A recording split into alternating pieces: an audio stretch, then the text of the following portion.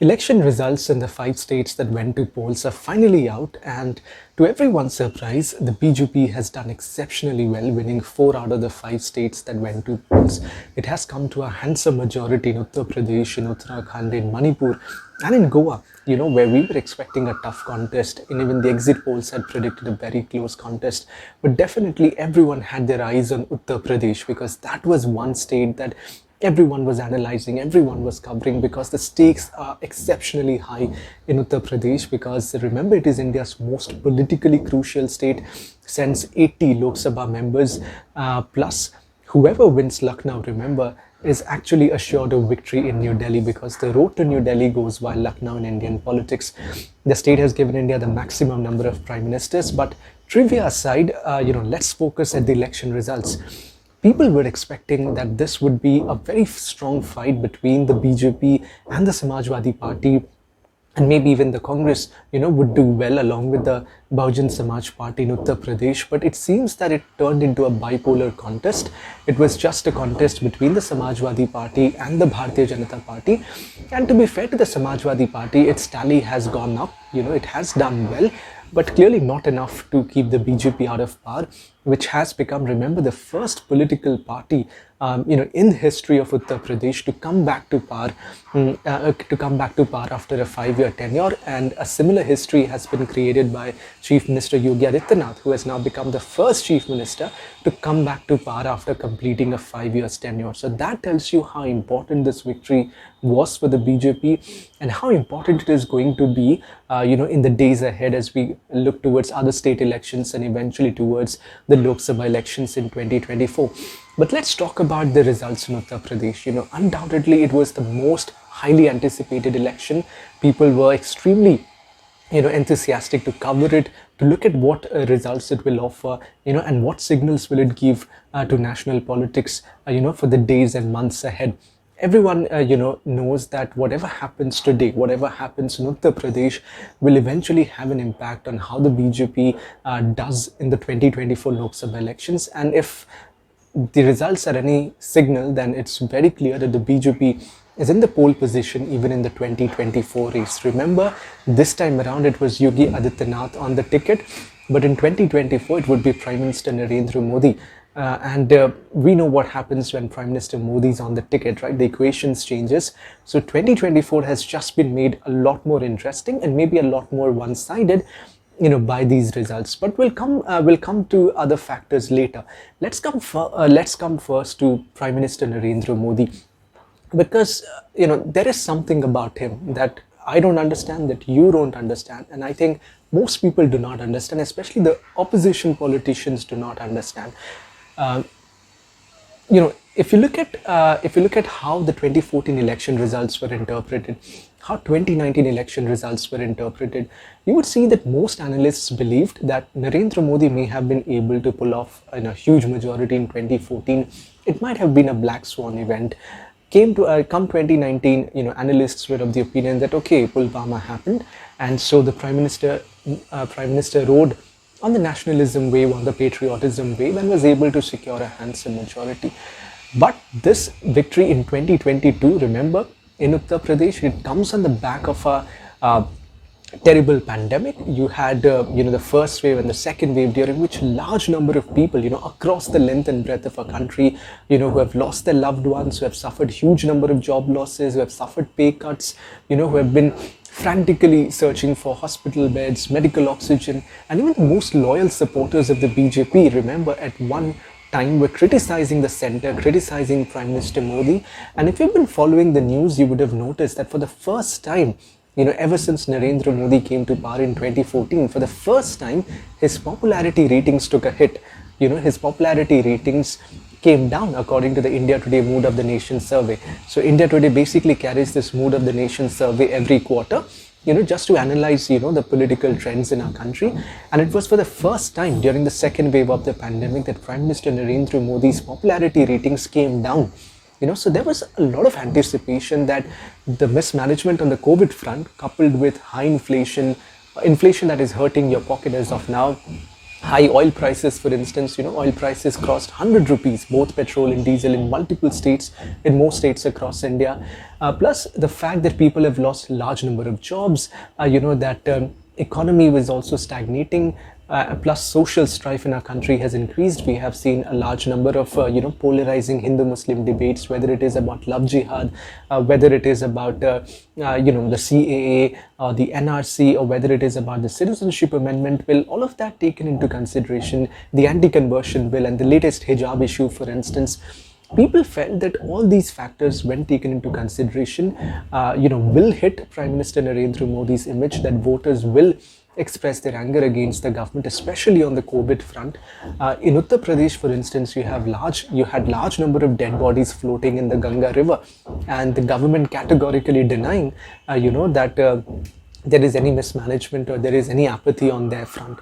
So, what does it tell you? It tells you that if you cannot defeat, a politician like Narendra Modi despite these issues, okay, and if people have their faith intact in the Prime Minister despite these issues, then clearly there is something that you and I are not looking at. There is something that you and I are missing from our analysis.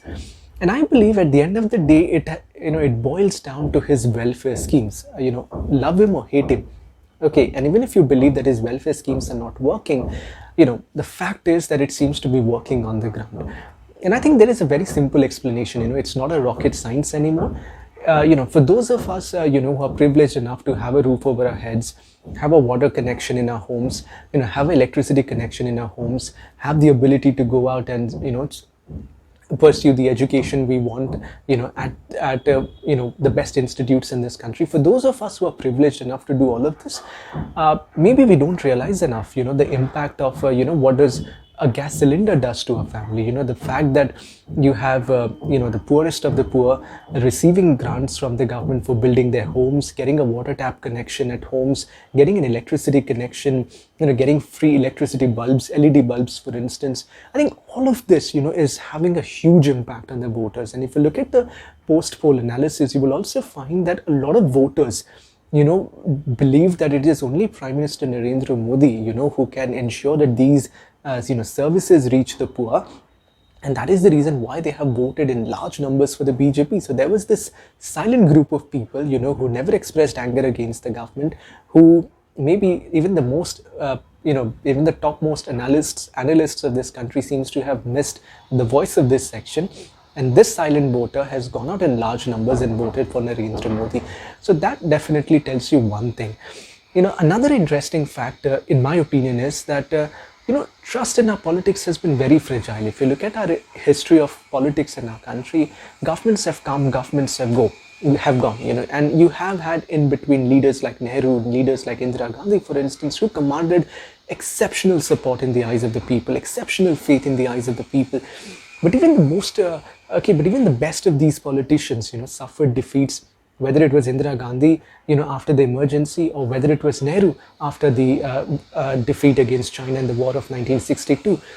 There is something unique about Prime Minister Modi, and I think the reason, why people are willing to sort of dissociate his, economic performance, his performance on the political front, is because, they have elevated him to a level which is beyond or above the Prime Minister. It almost seems that a large section of his supporters treat him as a demigod, as someone who is a messiah, who's here to save India and who's here at the right time to save India.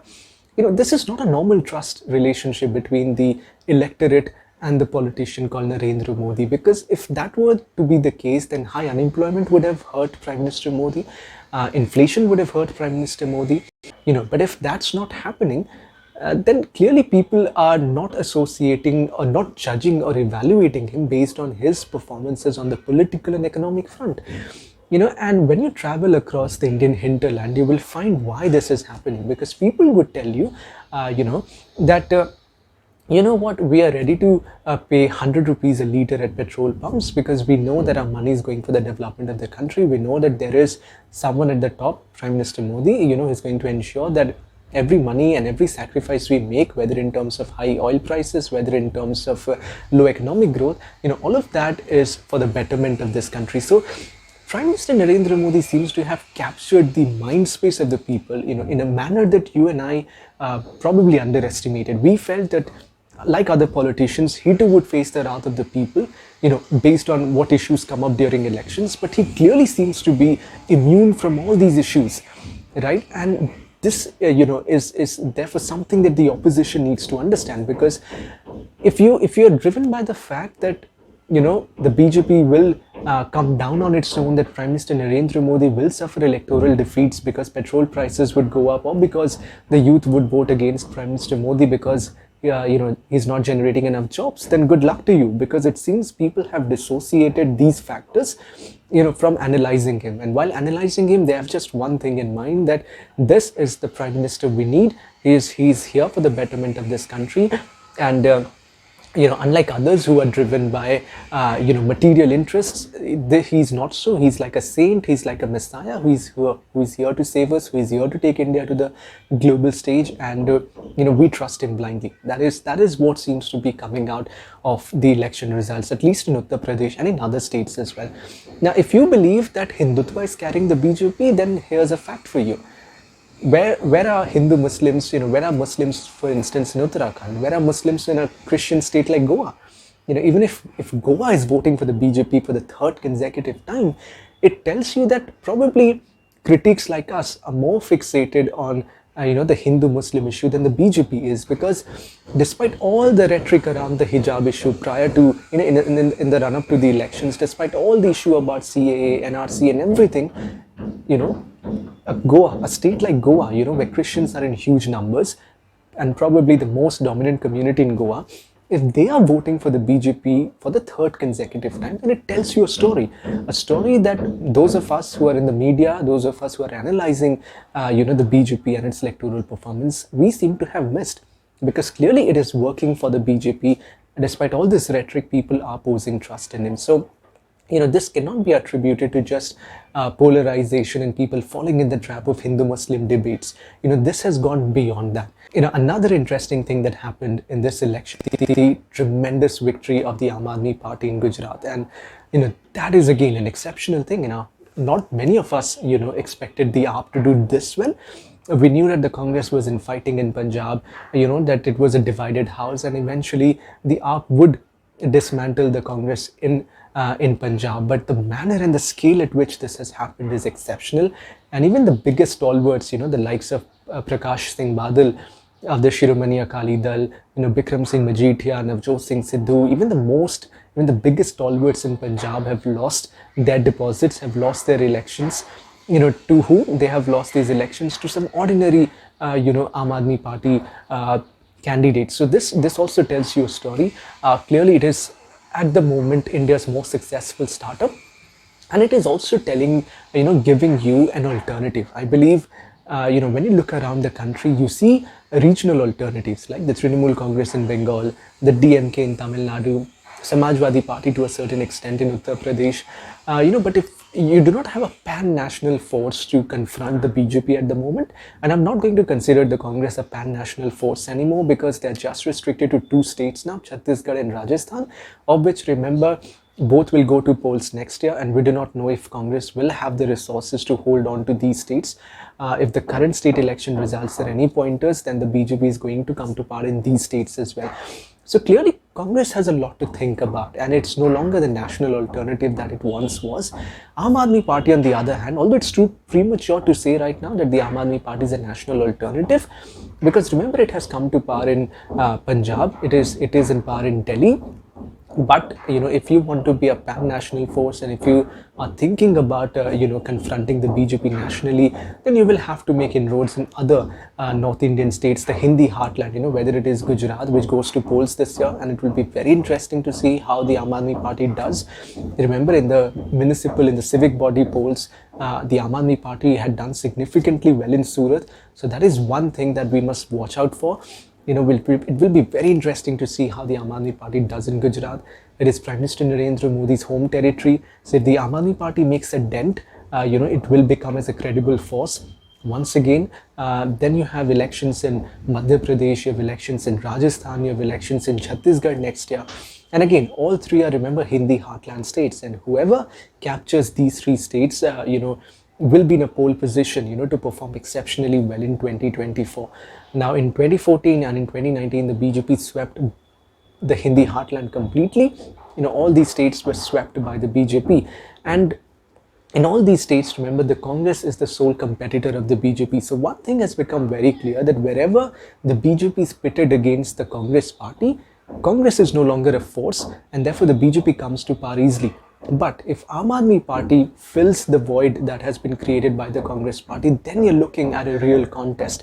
And let's not forget, the Aam Aadmi Party has defeated the BJP twice. And before you argue that BJP had no stakes in Punjab and therefore it does not make sense to say that the Aam Aadmi Party is capable of defeating the BJP, then do remember that the Aam Aadmi Party has defeated the BJP in New Delhi twice, not once, but twice, and that too by very big majorities. So it's not as if the BJP cannot be defeated. The lesson for the opposition is that, look, if you're going to say that we're going to unite and, it's just will come together and our vote shares will add, and arithmetic will take us across the line, then that is not going to happen, because politics is as much about chemistry as it is about arithmetic. And as of now, there is no one better than Narendra Modi as far as his chemistry with the voters is concerned. If you really want to tackle the BJP, you have to take inspiration from the Aam Aadmi Party, because this is not just a political party that is emerging as an alternative, but is also giving you an alternative vision. What is that vision? It is the vision of building schools, it is the vision of good governance, it is the vision of building hospitals, plus the added flavors that India likes currently, that is patriotism, some amount of nationalism, some amount of religious nationalism. If you look at Kejriwal, he's a very interesting figure. I think he realized very early on, particularly after the regular confrontations with the center, that if he really wants to progress beyond Delhi, if he really wants to take the Aam Aadmi Party as a national force, he needs to have cordial relations with the BJP, and he needs to be not seen as anti-Hindu, or not seen as like the Congress party or the other opposition parties, which the BJP has very managed to market, that these political parties, they are not really working for the benefit of the Hindus, that they're in reality parties which want the minority votes and just that. But Arvind Kejriwal has been very, very careful in crafting an image of himself, as a devout Hindu, someone who goes to temples regularly, someone who worships the god. If you look at, the way Diwali was celebrated in New Delhi last year, Arvind Kejriwal setting up this, grand temple, and telecasting things live, all of that, is obviously copying the BJP and not trying to cede the space of nationalism, the space of religious nationalism. That is something that the opposition needs to understand, that if you want to counter the BJP, you have to come up with an alternative vision. What is that alternative vision? The Aam Aadmi Party has given you one vision. Can you come up with another vision? And it's not just enough to define a vision. Remember, the Aam Aadmi Party fought the 2019 Lok Sabha polls as well, right? And 2014 Lok Sabha polls, and it drew a blank, right? It drew a blank. And it's not because, remember, they had nothing to show for. You can make all the promises in this world, but if you have nothing to show for, the voter is not going to trust you, right? So voters in India are very smart. They've always been smart. And you need to show your work. You need to show that you're dedicated to the cause of the people. You have to be full-time politicians. And this is especially for the Gandhis, especially for the Congress, that if you wake up 6 months before the elections, well, you're going to find it very, very difficult to win elections in this country, because the level of competition all of a sudden has changed. The BJP has taken elections in this country to another level, and the likes of the Congress and the others have no idea what they're up against. They're up against a political party which has a charismatic leader, which has a brilliant organization, brilliant spread across the country, right from New Delhi to the booth in every single village of this country. They have this tremendous network, some very motivated workers on the ground, and an ideology that they're driven by. So it's a different political party. It has all the resources in the world that it needs to get its work done. So you're up against a very, very significant challenge, and the opposition needs to understand that as well if they really want to do well in the months ahead and in the elections ahead.